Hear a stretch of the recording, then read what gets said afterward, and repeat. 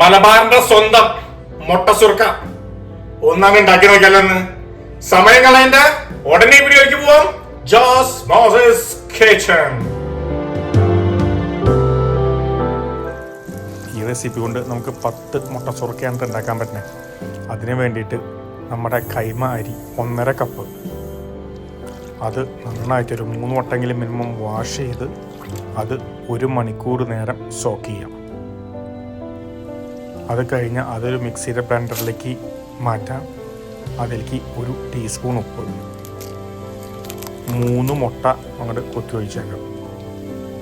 അത് കഴിഞ്ഞ് 2 table spoon വെള്ളം. അത് കഴിഞ്ഞ് നന്നായിട്ട് ഫൈനായിട്ട് അങ്ങോട്ട് ബ്ലെൻഡറിൽ പേസ്റ്റ് ചെയ്തെടുക്കാം. അതൊരു ബോളിലേക്ക് മാറ്റാം.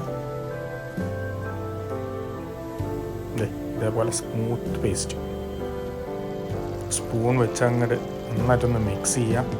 നല്ല ചൂടുള്ള ഓയിലിലേക്ക് അങ്ങോട്ട് ഒരു തവി അങ്ങോട്ട് കോരി ഒഴിച്ചേക്കാം. ആ സെൻറ്ററിൽ തന്നെ ഒഴിക്കുക.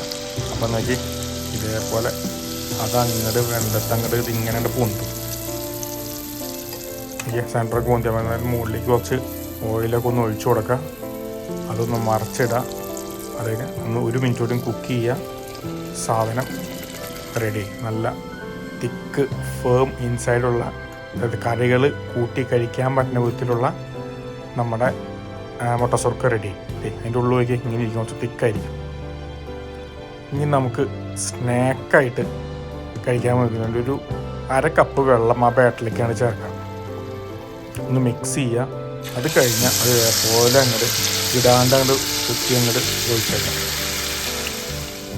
അപ്പോൾ നോക്കിയാൽ ഇതേപോലെ അല്ല, കുറച്ചുകൂടി ക്രിസ്പായിരിക്കും ഔട്ട് സൈഡ്, അധികം ഇതുണ്ടാവില്ല, ഉള്ളിൽ കുറച്ചുകൂടി സോഫ്റ്റ് ആയിരിക്കും. അപ്പോൾ നമുക്ക് സ്നാക്കായിട്ട് ഇത് എൻജോയ് ചെയ്യാം. അപ്പം ഒരു റെസിപ്പി കൊണ്ട് വേണമെങ്കിൽ 2 ടൈപ്പും നമുക്ക് റെഡിയാക്കി എടുക്കാം.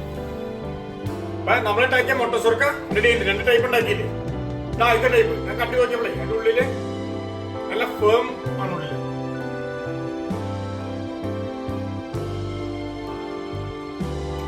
ഈ ടൈപ്പ് ഉണ്ടാക്കണമെങ്കിൽ നമുക്ക് അതിൽ കറികൾ വേണം കേട്ടോ, കൂടെ കഴിക്കാനായിട്ട്. എന്റെ ചാനലിൽ ഇഷ്ടം പോലെ കറികളുണ്ട്. ചിക്കൻ റോസ്റ്റ്, ലിവർ, ഇഷ്ടം പോലെ.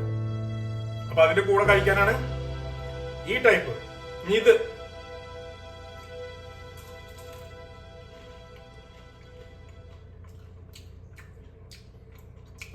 സോഫ്റ്റ് ആണ്, നല്ല ക്രിസ്പിയാണ്. ഇതിലൂടെ ഒന്നുമില്ലെങ്കിലും സ്നാക്ക് പോലെ ഒന്ന് കഴിക്കട്ടോ.